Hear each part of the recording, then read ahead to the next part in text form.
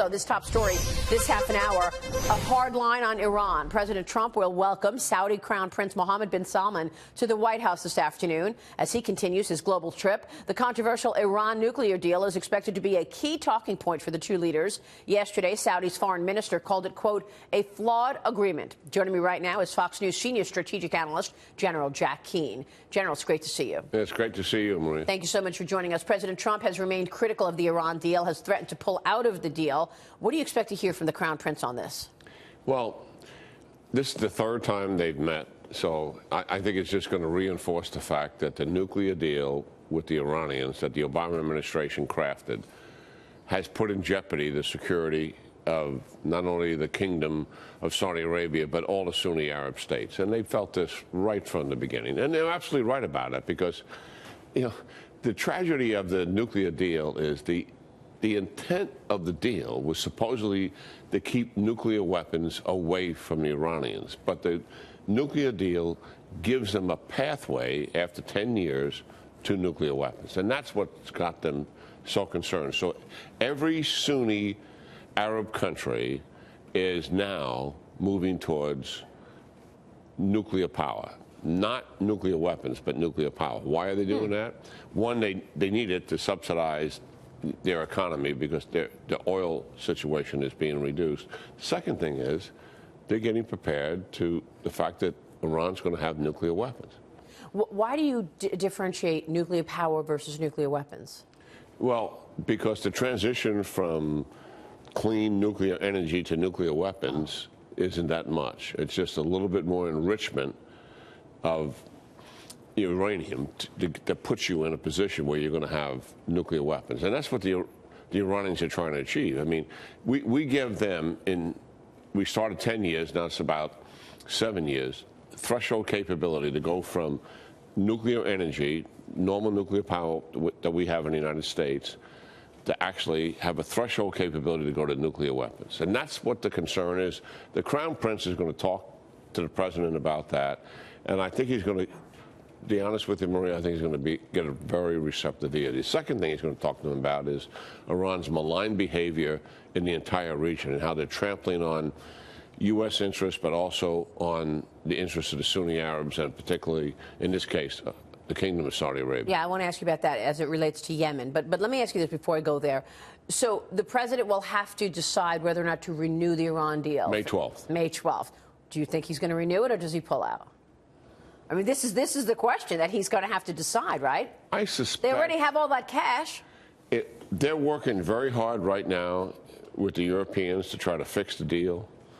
To try to get some other things into it, you know, a better inspection protocol, where we can go to secret sites and the research sites to look at that, hold them accountable for ballistic missile testing, which is not in the deal, hold them accountable for their malign behavior in the region, which is not in the deal, and then finally get rid of the sunset clauses, the timing, in other words, moving to a threshold capability, moving to a nuclear weapon, try to get rid of all of that. Likely the Europeans will never agree to all of that. Right, so the answer is probably he'll get out of the deal. Yeah, that's what we're hearing increasingly, the speculation that if they don't fix it, it's out. So that's going to be an important date. We'll wait for that May 12th. The president is also expected to push the Crown Prince on Yemen, helping to end the civil war there. What are your thoughts? Saudi-backed government forces and rebels supported by Iran have fought for 3 years now. How can the president gain any ground on this issue? It's pretty tough. I think you got to focus on the humanitarian crisis that's taking place there, because there's huge problems with starvation and other things that are taking place. I think we can provide some assistance there. Look, this got started by the Iranians, all right? So let's put the blame where the blame should be. The Houthis are their proxies, just like Hezbollah is their proxies, just like Iraqi Shia militia are their proxies. They cause mischief all over the Middle East. They started this civil war. The Iranians started it. And that's what we've got to stay focused on. We should reinforce the Crown Prince when he comes here. The previous administration put pressure on him. And I think Secretary Tillerson did as well. I think the new Secretary of State, Pompeo, is going to put less pressure on him and be willing to work with them to find a solution and reduce the humanitarian crisis that's going on. Well, you're right, and that's what the Saudis feel, that they want a different life. This is exactly what the Crown Prince told me when I spoke with him on stage in Riyadh about his crackdown on corruption. Here's what he said. 70% of the Saudi people are less than 30 years old.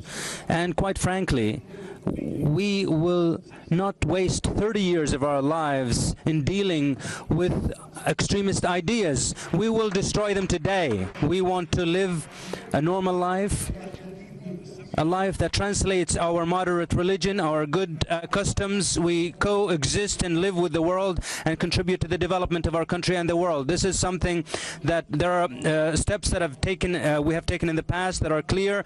I believe that we will eradicate the rest of extremism very soon. So I don't think this is a real challenge.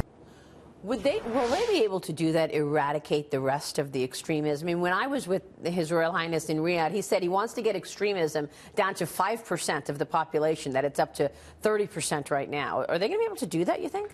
Well, let me tell you, I've never rooted for a leader as much as I am for this guy. You are, huh? Wow. I mean, I am 100% behind this guy. He is transforming his society, socially, the mores, the economics of the country. You know, as you pointed out in the interview, 70% of the population is 30 or under. He wants to put them to work. And then he wants them to he wants to change their social life. So he's building fitness centers and recreation places. Women are able to drive cars and gather by themselves. Think about this. In the past, they had to be escorted by males. And now we're talking to something really tough. Wahhabism, which is a far right-wing form of Islam, has propped up this regime for 70 years. And they've been tied to the power source of the regime. He is the first leader ever to take this on because he knows that Wahhabism, while not being radical Islam, it's a gateway to radical Islam. And he wants to stop it, and he's willing to take on the political risk that they're no longer going to support him. Yeah. We still don't know what went on when there was that detention, when he arrested all of those people. Prince Al-Walid right now is trying to clear his name by saying, I wasn't touched, I wasn't hurt, it was a fine experience, 83 days at the Ritz Hotel in Riyadh. Could it be possible that he didn't have to give up any money, any control of his company, which is what Al-Walid is telling in interviews? A year before he put the people in a Ritz-Carlton on the sort of house arrest, he brought the members of the royal family and the external people that are connected to it, and he said, look, this is Mohammed bin Salman. He said, there's two ways we make money in this country. One is we run businesses, and we make a lot of money doing it. The second thing is people give us money because we're part of the royal family. And he said that second thing is going to stop. That's called corruption. We're going to stop it. Wow. And I'm giving you a year to fix it. So all of those people. He warned him a year ago. He gave him the warning. So I would suspect, I don't know the facts, that this prince that you referenced, he's the most prominent businessman in Saudi Arabia, probably didn't listen to the crown prince. Yeah. And he likely paid some money, billions and billions of dollars, to get out of the Ritz-Carlton to go home. Right. All right, General, it's great to see you.